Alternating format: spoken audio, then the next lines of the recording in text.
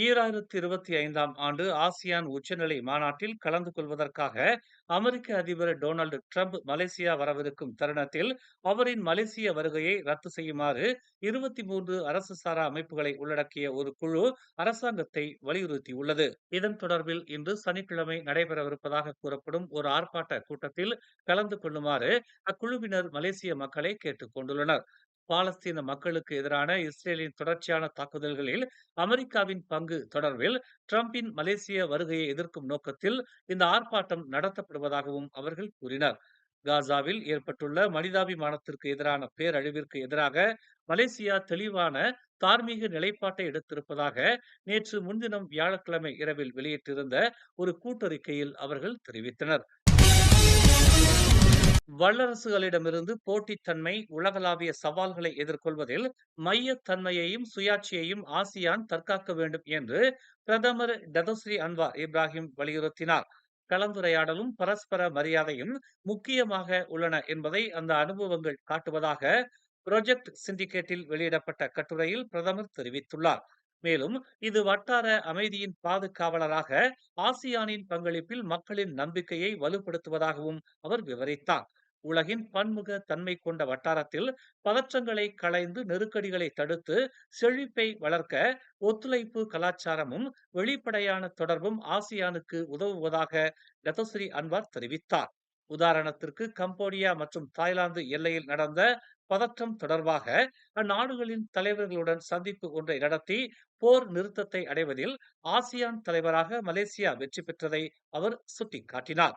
66 கோடி மக்கள் தொகையுடன் உலகின் மிக முக்கிய சந்தைகளில் ஒன்றாக ஆசியான் விளங்குகிறது.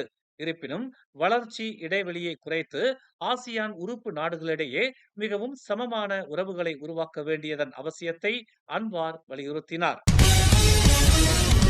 இவ்வாண்டு ஜனவரி 1ஆம் தேதி தொடங்கி ஆகஸ்ட் 30ஆம் தேதி வரையில் மலேசிய குடிநுழைவுத் துறையால் மேற்கொள்ளப்பட்ட 9,500 அமலாக்க நடவடிக்கைகள் மூலம் மொத்தம் 35,225 சட்டவிரோத குடியேறிகள் கைது செய்யப்பட்டனர்.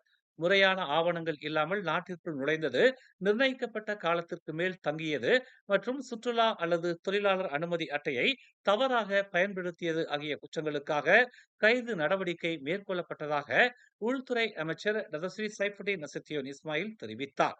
சட்டவிரோதமான நடவடிக்கை என்று தெரிந்தும் சட்டவிரோத குடியேறிகளை பாதுகாப்பதிலும் பணியமர்த்துவதிலும் ஈடுபட்டதாக அடையாளம் காணப்பட்ட 1365 முதலாளிகள் மீதும் உள்துறை அமைச்சு நடவடிக்கை எடுத்துள்ளதாக அவர் கூறினார். இந்த அமலாக்க நடவடிக்கையில் சட்டவிரோத குடியேறிகள் என்பது தவறு, ஆனால் அவர்களிடம் செல்லுபடியாகும் ஆவணங்கள் இல்லை என்பதை அறிந்திருந்தும் அவர்களை பாதுகாப்பதிலும் பணியமர்த்துவதிலும் ஈடுபட்டுள்ள முதலாளிகளின் செயல்களால் இது ஏற்படுகிறது என்று அவர் கூறினார்.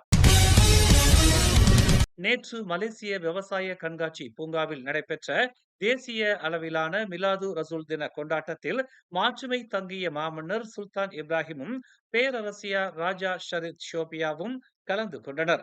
காலை 9:26 மணியளவில் அங்கு வருகை புரிந்த அவர்களை பிரதமர் டதஸ்ரீ அன்வார் இப்ராஹிமும் அவரின் துணைவியார் டதஸ்ரீ டாக்டர் வான் அசீசா வான் இஸ்மாயிலும் வரவேற்றனர். விழாவில் 10,000 பேர் கலந்து கொண்டனர். நியாயமான வளர்ச்சியை நோக்கிச் செல்லும் சமுதாயத்தை உருவாக்குவதில் நீதி மற்றும் கருணையை கொண்ட நபியின் தலைமையை பின்பற்றுவதன் முக்கியத்துவத்தை வலியுறுத்தி இந்த மிலாது ரசூல் விழா கொண்டாடப்படுகிறது. முன்னதாக அமைச்சர்கள், சட்டப்பூர்வ அமைப்புகள், தனியார் நிறுவனங்களைச் சேர்ந்த 120 குழுக்களைச் சேர்ந்த மொத்தம் 6,165 பேர் இக்கொண்டாட்டத்திற்கான அணிவகுப்பில் பங்கேற்றனர். இந்நிகழ்ச்சியில் நாட்டின் வளர்ச்சிக்கு ஆற்றிய பெரும் பங்கை அங்கீகரிக்கும் விதமாக 60க்கு மிலாது நபி விருதும் வழங்கப்பட்டது.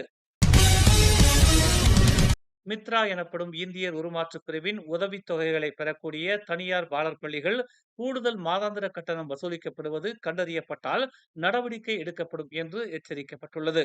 B40 பிரிவைச் சேர்ந்த பெற்றோருக்கு சுமையை ஏற்படுத்தும் இது போன்ற செயல்கள் நடைபெறாமல் இருப்பதை உறுதி செய்ய கண்காணிப்பு நடவடிக்கைகள் மேற்கொள்ளப்படும் என்று மித்ராவின் தலைவர் பிரபாகரன் தெரிவித்துள்ளார். மித்ரா மூலம் முழு கல்வி உதவிகளை பெற்ற தனியார் பாலர் பள்ளிகள் கூடுதல் மாதாந்திர கட்டணம் வசூலிக்கப்படுவதாக மித்ராவிற்கு புகார்கள் வந்திருக்கின்றன. மித்ரா கண்டிப்பாக நடவடிக்கை எடுக்கும் என்றும் சில பாலர் பள்ளிகள் மீது நடவடிக்கை எடுக்கப்பட்டுள்ளதாகவும் அவர் சுட்டிக்காட்டினார்.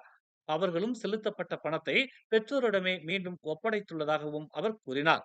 இது போன்ற சம்பவங்கள் நடந்தால் உடனடி நடவடிக்கை எடுக்கப்படும் என்று அவர் எச்சரித்தார். ஜொகூர் சிங்கப்பூர் வீட்டு மானிய திட்டம் தொடர்பான மோசடி குறித்து பொதுமக்கள் விழிப்புடன் இருக்க வேண்டும் என்று காவல்துறை எச்சரிக்கை விடுத்துள்ளது. மானிய திட்டம் அல்லது ஜொகூரில் இலவச வீடுகள் எனும் இணைய விளம்பரங்களை மோசடிக்காரர்கள் பயன்படுத்துவதாக தெரிவிக்கப்பட்டது.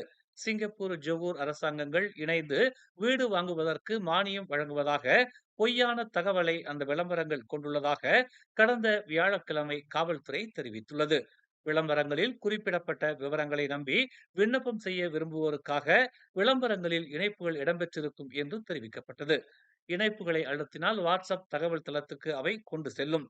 இதையடுத்து அந்த தளம் வாயிலாக மோசடிக்காரர்கள் தொடர்பு கொள்வதாக காவல்துறை எச்சரித்தது. விண்ணப்பம் செய்பவர்களின் அடையாள அட்டை எண், முகவரி, மின்னஞ்சல் முகவரி போன்ற தனிப்பட்ட விவரங்களை பெறும் நோக்குடன் மோசடிக்காரர்கள் அவர்களுக்கு இன்னொரு இணைப்பை அனுப்பி வைப்பர் என்று அதிகாரிகள் தெரிவித்தனர். சட்ட முத்திரை வரிகளுக்காக பணம் செலுத்த வேண்டும் என கூறி சிலரிடம் இருந்து மோசடிக்காரர்கள் இணைய பண பரிவர்த்தனை மூலம் பணம் பறித்ததாக தெரிவிக்கப்பட்டது. மேலும் செய்திகளை தெரிந்து கொள்ள தமிழ் மலர் நாளிதழை பாருங்கள். உடனுக்குடன் செய்திகளை தெரிந்து கொள்ள தமிழ் மலர் இணையதளம், தமிழ் மலர் செயலி மற்றும் மலர் டிவி யூடியூப் சேனலை வலம் வாருங்கள். எங்களோடு இணைந்திருக்க மலர் டிவியை பதிவு செய்து கொள்ளுங்கள். உறவுகள் மகிழ்ந்திட விருப்பம் மற்றும் பகிர்வு சேவையை சொடுக்கிடுங்கள்.